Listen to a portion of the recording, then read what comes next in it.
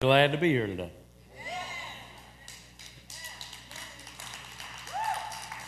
It's always the true test is, will we still trust Him when you don't get your miracle?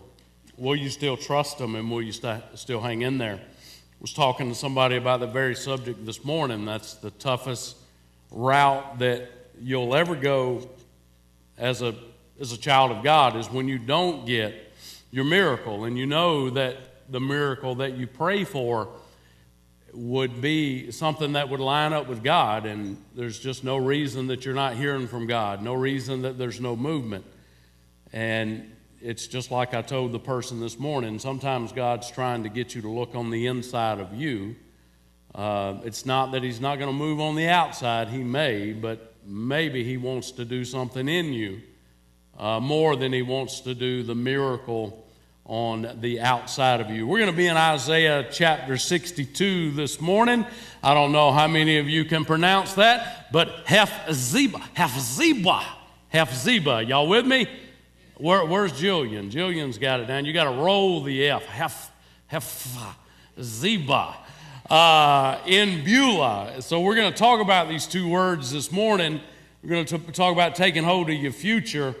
And it's amazing. I was sitting there yesterday morning, and I always say be sensitive to God. And I was sitting there, and I was, struggling with what I was going to do today. And like sometimes God just impresses upon my heart, read Isaiah 62.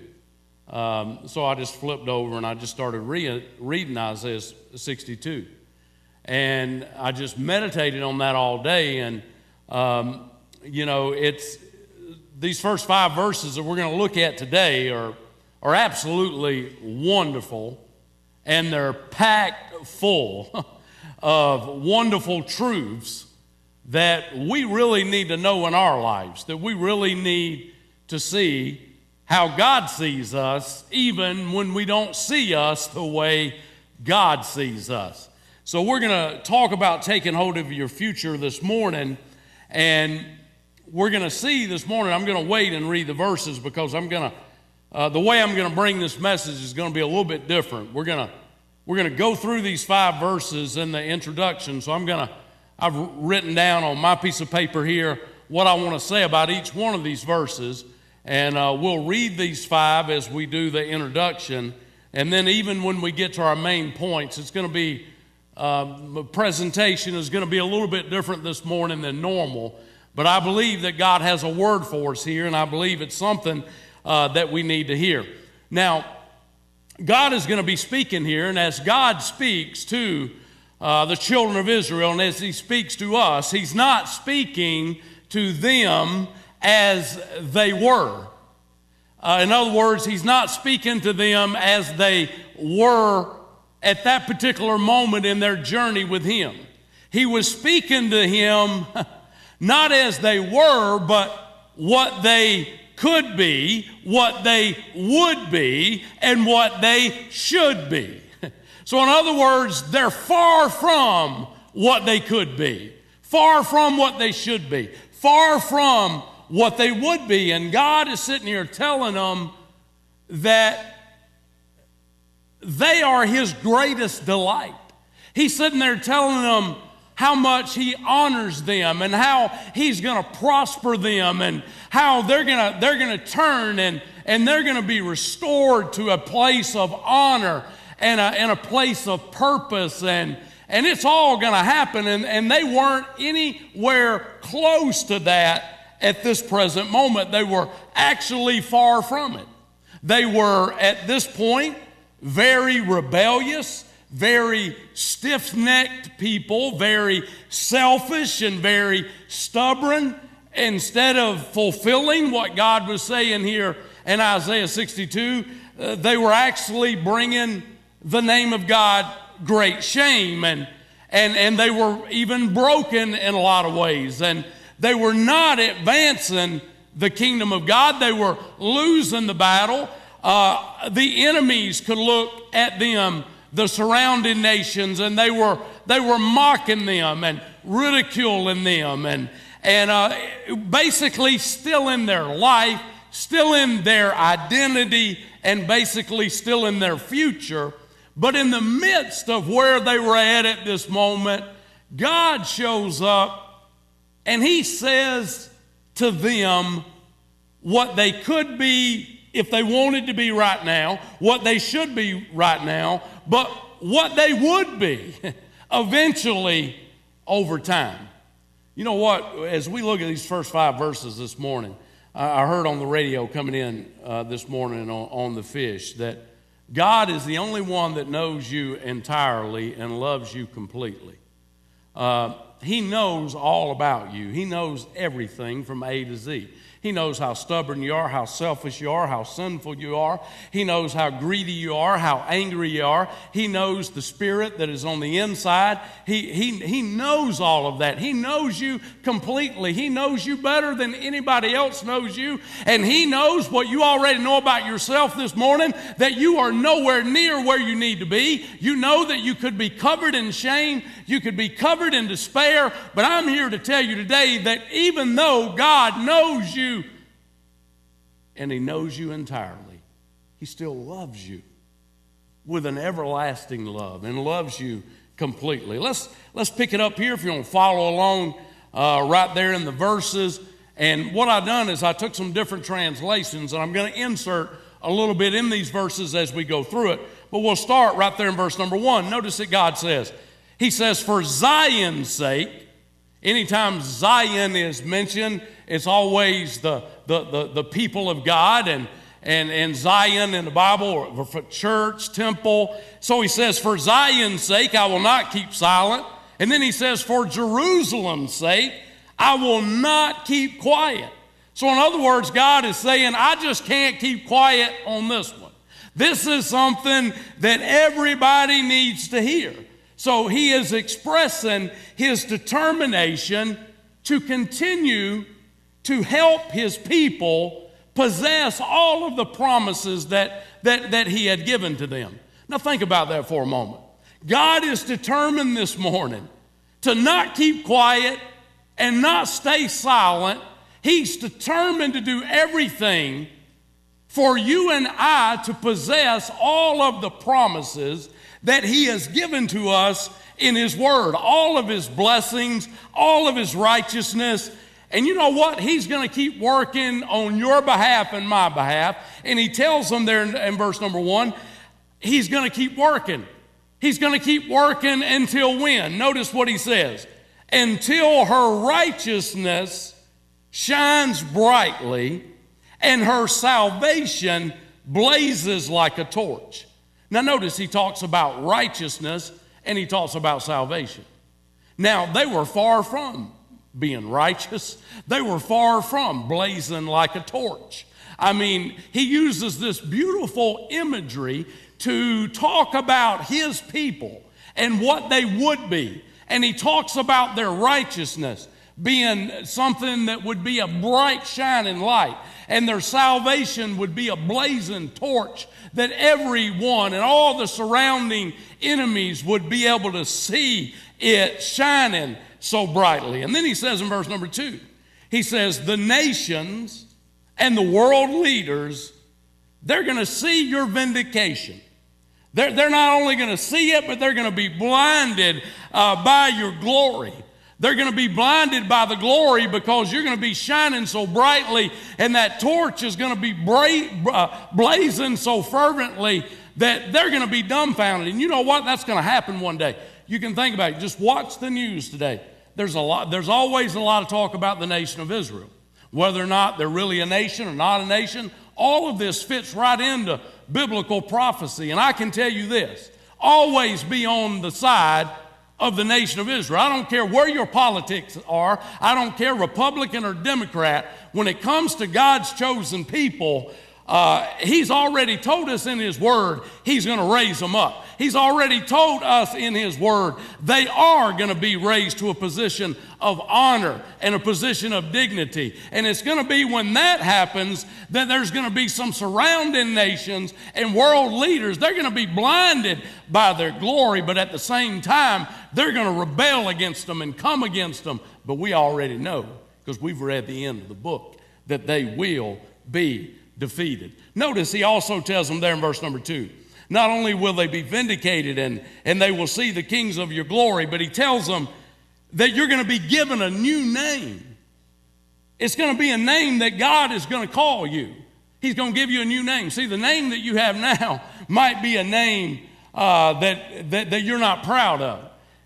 When we're using the typology here, think about you, think about your reputation, think about what others have seen in you. It might not be a beautiful thing right now. You might not even like what it is right now. But God says, I'm not just going to just shine my glory on you. I'm not just going to give you my righteousness and this wonderful salvation. I'm going to give you a new name.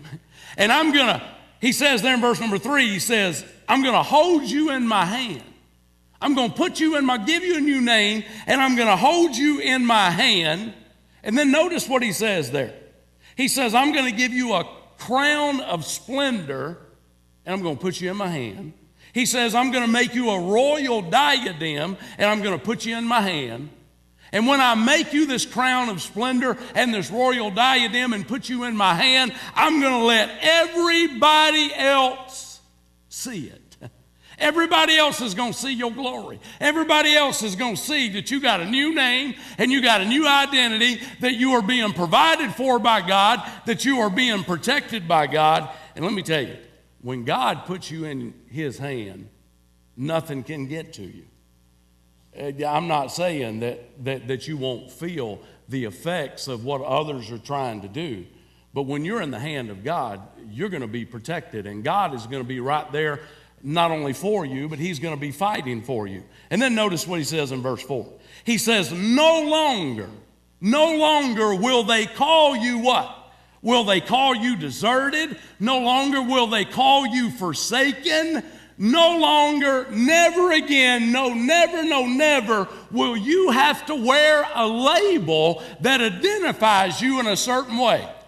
In other words, you don't have, no longer are you going to be classified as a loser, as a failure. No longer are you going to be classified by anything that defines you in your old life. He says, I'm going to give you a new name. I'm going to crown you with splendor. You're going to be a royal diadem in my hand, and I'm going to protect you and fight for you. And then he says, nobody no more is going to call you by those names anymore. He says, not going to call you deserted or forsaken. And then he goes on to say there in verse number 4, he says that no, never again will they call you deserted, or your name of your land be desolate, but you will be called Hes Ziba. Now, when I saw that yesterday, and I can't pronounce it real good, it's better for me just to say Hep Ziba. It's actually a woman in the Bible that is named Hep Ziba. And if you'll Google it, you'll see that a lot of ministries are named by this name right here. It's only mentioned 2 times in the Bible, but it's not the name of the woman, it's the meaning of the name. Now, you got to think, the children of Israel are far from being what they need to be. But God says no longer is anybody going to call you deserted or forsaken or going to have any kind of label for you, but they're going to call you Hep Ziba, which literally means my delight and my joy is in you. My delight and my joy is in you. In other words, God is saying, you're going to be my delight. You're going to be my joy.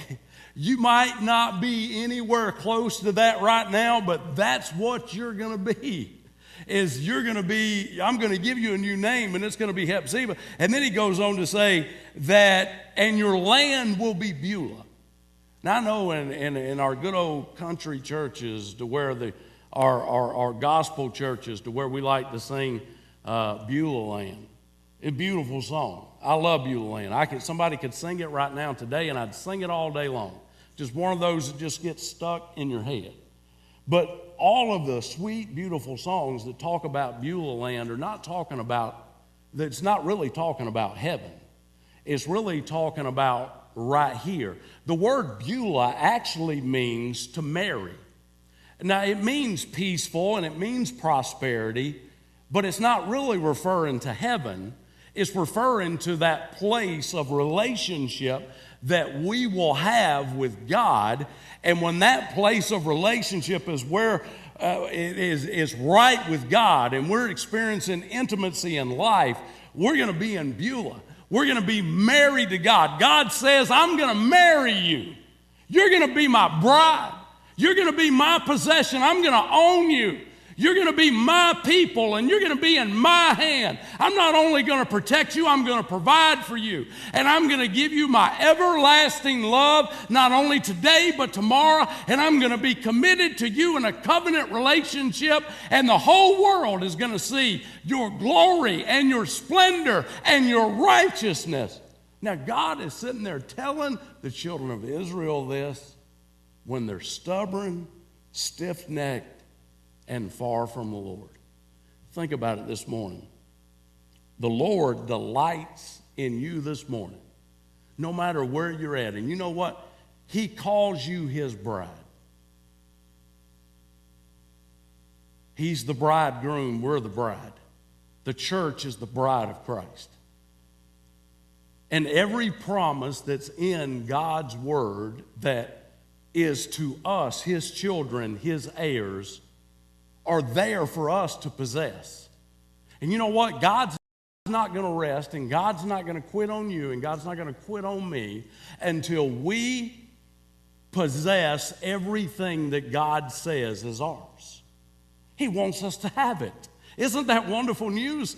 He wants you to have your miracle. He wants you to believe. He wants you to trust. He wants to prosper you. He wants to bring you to a place of peace. He desires that. He's determined for you and I to have that in our lives. And he says there in verse number 5, he sums it up. He says that he is going to marry us, that he is going to rejoice over us. And not only is he going to marry us and rejoice over us, he stands as the husbandman. He stands as the groom. And he says, no longer are they going to talk about my bride. No longer are they going to call you deserted, forsaken, alone, or label you with any name, because you are my bride. You are my chosen people. And I'm going to be there for you. I'm going to be your possession, and you're going to be my delight. And I'm going to give you a new name. I'm going to give you a new life, a new identity, a new journey, a new land, a new outlook, a new future. I don't know about y'all, but I got excited about that when I was studying it yesterday. All that crown and splendor and stuff, you know, just to think that this is the way God views us. It just does something to me to think that none of us are where we need to be, but yet God still loves you and me just where we be. That's just how great he is, how awesome he is, and how good he is. So that makes me ponder and think that if God is so determined to give us his love and to give us his grace for us to be and to have everything that he says we are to be and have, why don't we be it, and why don't we have it? I want to give you 4 things this morning. First of all, we have to accept his favor, accept his grace. It's tough, isn't it? In other words, you can't view yourself the way you know yourself, because some of us, we beat ourselves up in guilt. But yet, forgiveness and grace is supposed to do away with guilt. Shame and disgrace is supposed to disappear. But yet, we take our own selves and we beat us up. And it's all because we don't accept the favor of God. We don't identify ourselves as this new possession, this new identity. And we don't view ourselves the way God views us. Alexis Megan Latham was born February the 2nd, 2007. I didn't meet Alexis Megan Latham until October of 2007. She was our niece through marriage and family, but I met her at our fall festival here at the church in 2007. Her birth mom, we know Ashley, and she had a lot of struggles and she had a lot of problems. Her earthly dad, this was kid number 4, and he was lost and he was struggling and on drugs and in and out of jail and incapable of being able to provide for her and to take care of her. And we met her through just some providential God moments for her sister to call Gidge, the Gidge's sister. She's recently passed away.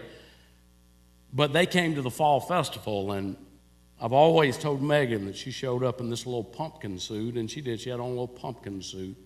And she looked at me at 8 months old and asked me, would I be her daddy? And she'll tell you that story better than I can tell you that story. But right here in that church, she met me that day. And she melted me that night. Y'all know, y'all have seen me with my grandkids, and I carried Megan around with me the whole night long, and I fell in love with her that night. And that night, she didn't realize it, but she went home with her grandmother, which was Gidget's sister. But we got her the next day because grandmother couldn't take care of her. And that next day in October forever changed the life of not just Alexis Megan Latham, but it changed the life of everybody that was a part of our family. Because Alexis Megan Latham would no longer, over the course of the next few months, be identified in that way anymore. She would be identified just a few months later, not just Mega Moo, as her dad named her, but she would become Megan Alexis McBurnett. She was given a new name, and she was given a new identity, and she was given a new future. Because the future that she would have had would have been one of chaos, would have been one of just one disturbance right after another. And I don't even think that she realizes the full magnitude of it at this moment. But she will one day, if she doesn't now. But she has been richly blessed because she was adopted into a family that has loved her and cared for her and gave her a new name and gave her a new identity and gave her a new lease on life. And you know what? That's exactly what God has done for us. God has adopted you and me into his family. He loved us and he's adopted us into his family. And we don't realize what we were saved from. We don't realize all of the disturbances and all of the problems and all of the difficulties that would have been there, that are not there. And the reason why they're not there is because God adopted you and me into his family. He changed our name, our identity, our outlook, our journey, our future. That's his favor. That's his goodness. That's his love. And we have to accept that. And I can tell you this, you could have never, ever convinced me, and I'll still never convince a parent that hasn't adopted a kid. But you know what? There's absolutely no difference whatsoever in my mind and in my heart, and never has been from day one. Whether or not she has my DNA or not, she's my girl. Never even do I think this is my blood kid and this is my other kid. No, she's my kid. She's my kid. I love her. she's in the palm of my hand until she can't stay there anymore. And she'll be protected. And she'll melt my heart, and I'll be her daddy, and she'll be my girl until it's time for her to be somebody else's girl. She'll be my girl, and that's what God is saying. He wants you and me to be his. He wants you and me to belong to him, to be in his hand, to be held in his hand. And some of us here today just need to accept that. You've already accepted him, but you haven't accepted that favor and that grace and that love of how much he actually delights in you and how much he actually has joy over you and me. It's because we haven't let that love lavish us in the way that God wanted it to compel us to be able to see how sinful and dirty we were and how out there we were, but yet what we are now is so different, and we just need to grab a hold of that and accept that, because God desires your presence and my presence in his presence. And you know, he's the only one that can bring peace to your past. He's the only one that can give purpose to your life in the present. He's the only one that can give you hope and opportunity for your future. But you have to accept his love. And the Bible says his love is beyond comprehension. You can't comprehend the love, the unconditional love, the sacrificial love that he has for you. We not only have to accept his love, we have to accept his forgiveness. This is what we need to understand today. God is not like the person you're sitting next to. The person you're sitting next to when you get home today might bring up what you did last year that's already been forgiven. They might bring up something you did 5 years ago. Might not just bring it up today. They might be bringing it up every day. And you know what? It doesn't have to show up in a direct. It can be showing up indirectly in other ways, but that be the root of it. God's not like that. God says you need to accept my love and accept my forgiveness. Because when I forgive you, I put it into the depths of the sea, and I don't beat you over the head with it again. There may be consequences there, but God's not going to beat you over the head with it. You know why? Because he delights in you. He finds joy in you and in our relationship. He loves us. He loves us as a father loves his kid, and we have to accept that forgiveness and accept that love and accept that gift and all that it means before we can ever accept our future, before we can ever sit and view ourselves that we are worthy. We are worthy to be called the children of God. We are worthy to be everything God says that we are, and we're worthy not because of anything that we've done, but because of everything that he's done. He's clothed us in his righteousness, and he has given us everything that we have. And we are what we are by his grace and his grace alone. But if we stand in his grace and stand in his mercy and in his love and in his forgiveness, we are worthy to do anything he puts in front of us. We got to accept his favor. Second of all, you have to activate your feet. We have to activate our feet. That goes to accepting his favor. And I'm going to say this in a little bit different way. You're not here today just to choose God, if you need to choose God for something. Because we don't choose God. We do choose God. But we don't just decide when we choose God. The only time we can ever choose God is based upon the fact that he's already chosen us. In other words, you just didn't show up here this morning and say, I choose God. No, the only way we would ever choose him is because he's already chosen us. He's already chosen you. He's already chosen you. He's already chosen you. And the only way we can choose him is for him to choose us. You might be here today and you might say, I'm going to love God today. Well, the only way you can love God is you have to realize he loved you first. He loved you when you were unlovable. He loved you when you didn't deserve it. He loved you when you were dirty. He loved you when you were so far away from him, you didn't even know where you were at. He loved you. He loved you when your identity had nothing to do with him whatsoever. And we love him because he first loved us. That's the only way we can love him, is because he first loved us. And he loved us so much that he what?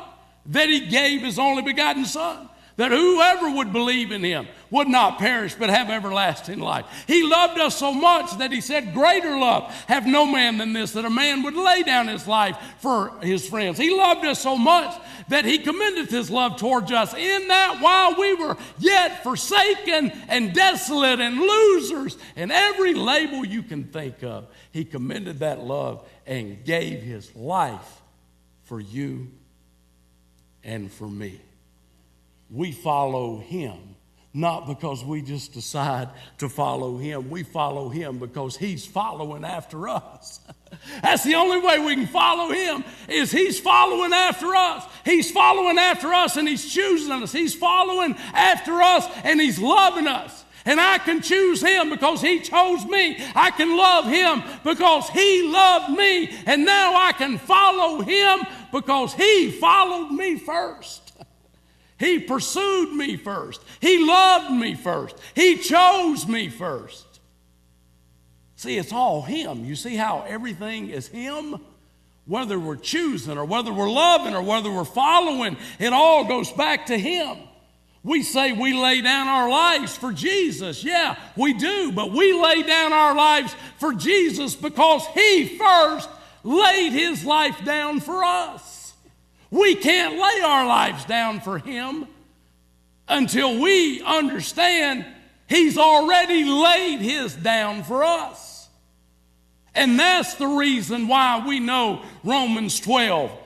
It's our reasonable service that we present our bodies a living sacrifice, holy and acceptable unto God. And it's our reasonable service to lay our lives down. But the only reason we do it is because he's already laid his life down.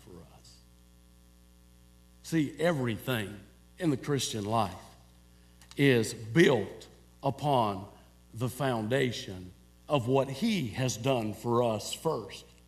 We stand and we proclaim him. We do. We stand and we proclaim him. We are to be his witnesses today. But the only way that we can stand and proclaim him is because he's already stood and he's already proclaimed his love for you and for me by giving his life for us.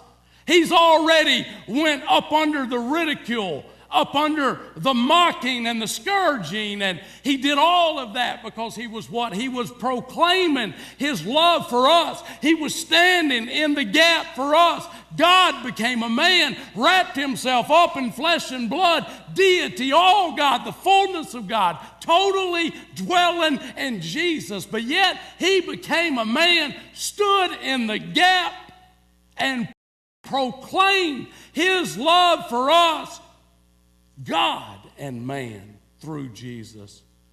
And that's the only reason we can stand and proclaim anything, is because he's already stood and he's already proclaimed it.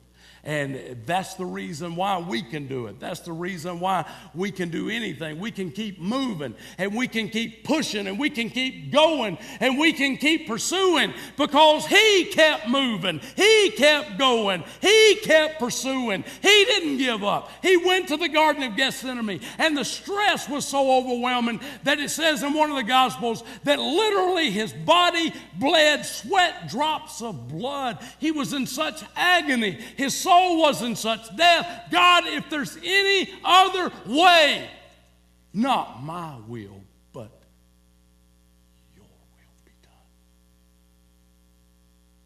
The only way we can keep pushing and pursuing and going is because he kept pushing, pursuing, and going. Did you know this morning nothing can stop you? You're unstoppable. I watched a movie one time with Denzel Washington. It's Unstoppable. They talking about a train. And you know what? They made that train look bad, and that train was flying down the tracks. And they said it was unstoppable. But you know what? It wasn't unstoppable because Denzel stopped that train. But let me tell you, the train of God is unstoppable. And you and I this morning, nothing can stop us. You know why nothing can stop us? Because nothing could stop him. Nothing could stop Jesus. Man couldn't stop him. Sin couldn't stop him. The demonic realm couldn't stop him. Nothing could stop Jesus. And you know what? Based on that, nothing can stop us. Because nothing stopped him. We're overwhelming conquerors through Christ Jesus. The Bible says, greater is he that's in you than he that's in the world.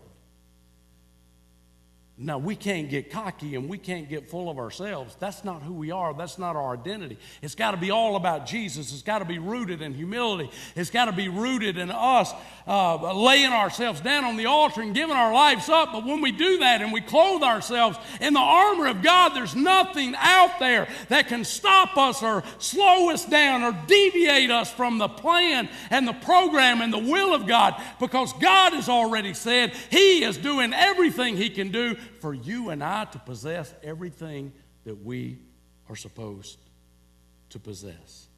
And you know what? There's nothing we can't overcome. And you know why? Because there's nothing he didn't overcome. The Bible says he overcame death, hell, and the grave. And the reason why we can overcome is because he's already overcome. John 16:33 says, be of good cheer.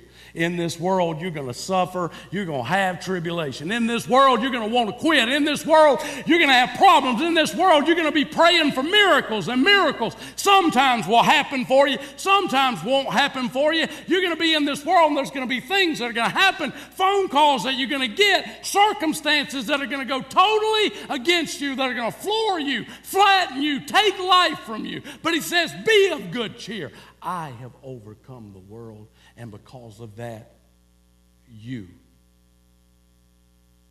can overcome the world. Because of that, there's nothing, no despair, no death, no darkness, no nothing that you can't overcome, because I've already overcome it all. Number 3, not only accept his favor, not only activate Jesus, but we have to acknowledge the facts. You know, when somebody sits down and they're like telling you something, you just say, get to it. What are you trying to say? Just get to the facts. What is it that you're trying to say? Well, this is what we're trying to say about Jesus this morning. He's faithful. He's trustworthy and dependable. How do we know that? As Carrie said a few moments ago, we've known it. We know it through maybe experience of what he's done for us. We know it through what we've seen him do in the lives of others. But most of all, we know it because his word communicates it to us. So we have to acknowledge the facts. We're not trustworthy. We're not dependable. We're not reliable. We're not faithful. We can be those things, but we can only be those things through him. But he's those things all the time. He's always trustworthy and faithful and reliable. He is always with me. He's always with you. He's not only always with me, he will never leave me, and he will never leave you. He's not only always with me, he's always there caring for me. I'm in his hand. You're in his hand. He's there protecting me. He's there providing for me. He's there fighting for me. There's always hope. In any situation, you need to acknowledge the fact there is always hope in any situation. Why? Because he is the great I am. And because he's the great I am, anything is possible in your life, not because of you, but because of him. Nothing is too hard, nothing is too difficult, because all he has to do is speak it and create it and make a way. He can open up doors. He can remove mountains. He can carry you through any storm, no matter how dark it is, no matter how difficult it is. He can hold you up, and he can keep you from drowning. You know, they say when you go to save somebody, a lot of times somebody drowning winds up drowning the person trying to save them. Because there's only one way you can save somebody. If you're swimming out to save them, is they have to give up. And if they give up, you can step in and take over. But if they keep trying to save themselves, they could wind up drowning you in the process. You see, and that's the only way we can be saved. See, God's been following you, and he's been pursuing you, and he's been after you, and you're out there, and you just about go under, and he keeps trying to come in to rescue you. But the only way he can rescue you is you got to give up. You got to say, I can't. And when you say, I can't, and you begin to sink, God steps in, and he keeps you from sinking. That's just how great he is. That's just how awesome he is.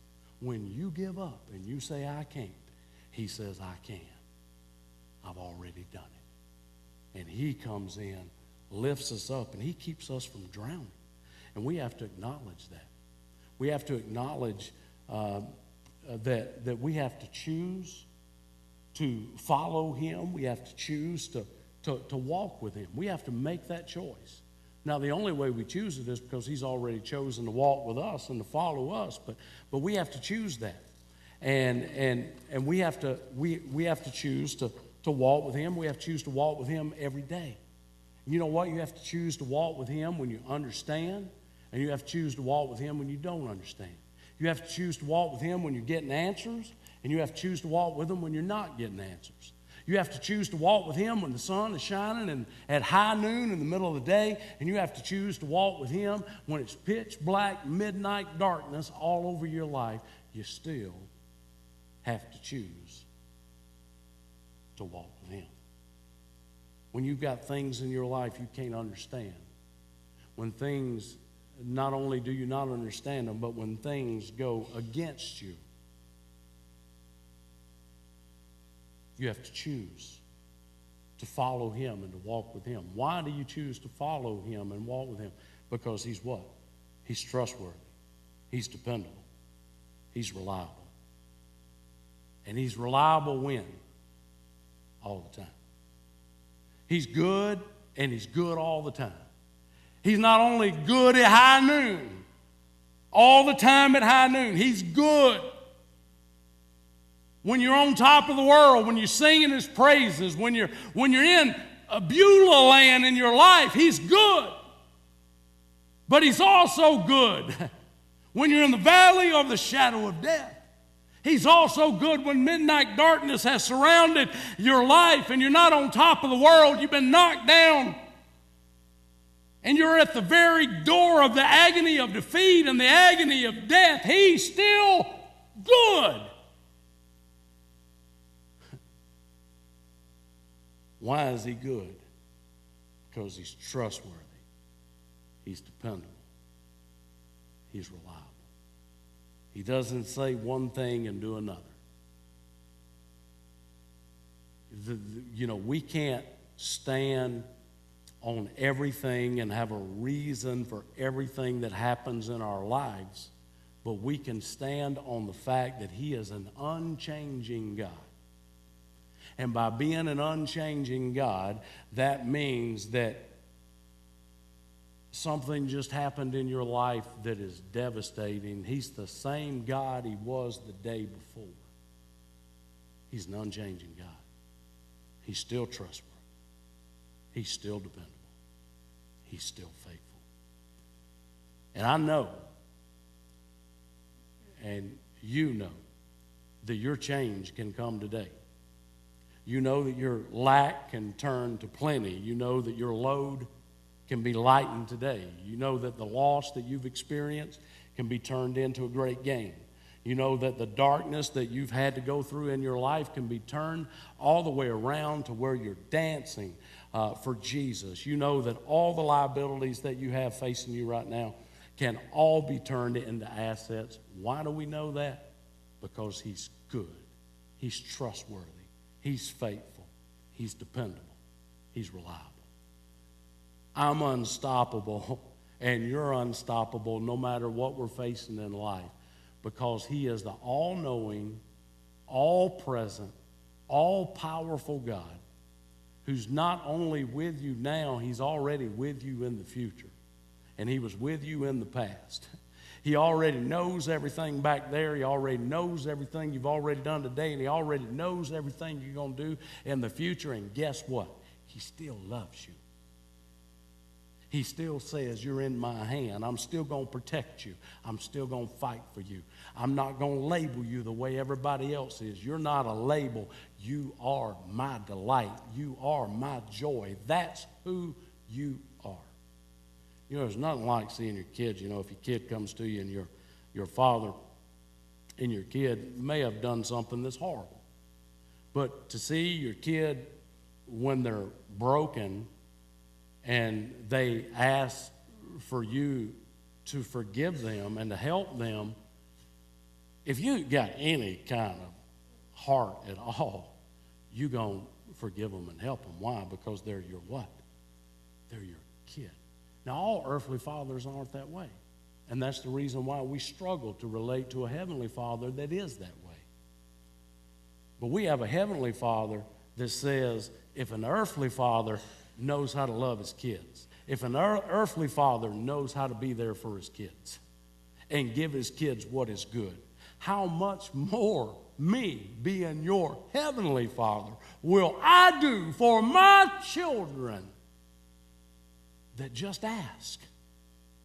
That just ask. He's great. He's awesome. And this God calls you Hep Ziba. You are his delight and you are his joy. Number 4 in closing. My answer to my future is now. My answer to my future now, because now is your future. It is right now. It's right now for you to accept his favor, to realize that it's all him. And I believe that will transform a lot of people's lives, because the biggest thing that holds us back is how we view ourselves, because we don't see ourselves the way God does, because we've got so many stereotypes in our world today. We put people in classes and we put people in categories. I was telling Miriam a minute ago, I was got to watching a movie last night. I seen it when it actually came out. It came out years ago. It was A Time to Kill. And it was during a time to where equal rights and Martin Luther King and all that fight was like at its peak, and it was a trial that happened in the South, and it was about an African-American man. His kid was, his daughter, very young daughter, was raped, taken advantage of, and just by 2 white men, and the black father winded up taking the 2 black men's lives, and the whole movie winded up being around that. But what was so good was the end of the movie, because really it wasn't really the whole trial is going along, and it really wasn't about whether or not the man acted in a way that he should or shouldn't have. It was still all white, black. And the inmate told his lawyer this at the end of the movie, and it was just like so, I've heard it before, but it was just like so powerful at that moment. He looked at his lawyer because his lawyer had made a bunch of blunders, and it was about to cost him the case. And the African-American man looked at him and he said, there's only one way you can get me off, only one way. He said, because right now, you're one of them. You're one of them. You're on my side and you're my lawyer, but you're still one of them. You still have all these prejudices. You still have all these things in your heart and in your life. But you're here, you're working for me, but you're still one of them. Your daughter's not ever going to come play with my daughter. You're not. You're one of them. And the only way you're going to be able to get me off is somehow you got to make the jury see that you're not one of them. Because if you're one of them, the prejudice and all of that is going to get me thrown in jail for the rest of my life. And you know what? It's so true. Is this going dead? It's so true.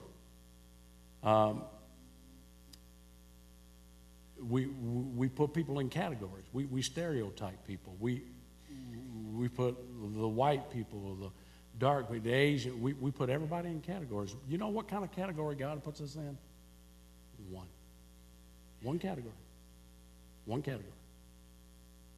That's the reason why. I mean, I know I know that there are so much that we white folks don't understand that other ethnic groups and cultures have had to go through in our country that we'll never be able to wrap our heads around. We'll never be able to understand it all. Even if we have no prejudice in us at all, we still won't be able to understand everything that they've had to endure and go through to get where they're at. But I know this, even if we can't understand it, God says that we're all one family, that we are to dwell together in unity, because we are the children of God, all in the hand of God, and there's one God, one Father, with all his children, and we either are going to spend eternity with him forever, or we're not. But the answer to my future is now. And it's right now, no matter how you view yourself, no matter how you look at yourself, no matter what your reality is today, what you're facing, what's got you down today, the answer to your future is now, and it's Jesus. And looking at this in a little bit different way, we always know the answer is Jesus. But the answer today is seeing yourself the way he sees you. Changing your perspective about yourself. And the way you view your life and your realities can transform where you're at right now and take you to where God wants you to be. Let's stand on our heads. Prayer warriors, come down front. Maybe some stand in the back. The reason why your answer to your future is right now is because some of us maybe need to make a decision, and we need to make it right now. Right now, why it is on your heart and on your mind, and God is speaking to you. You don't have to come down front. You don't have to pray with anybody. You can, and they're here if you need them to. But right there where you sit, you can make a decision today for God. And whatever that decision is, maybe you need to trust him today. Maybe you need to accept him and accept the gift. Maybe you can't relate to the gift and you can't see the way God sees you because you don't know him. You've never given your heart and life to him. But I think a lot of us have maybe given our heart and life to him, but we still can't see ourselves the way he sees us. Therefore, we can't see how trustworthy and dependable and reliable he really is. God, we love you today.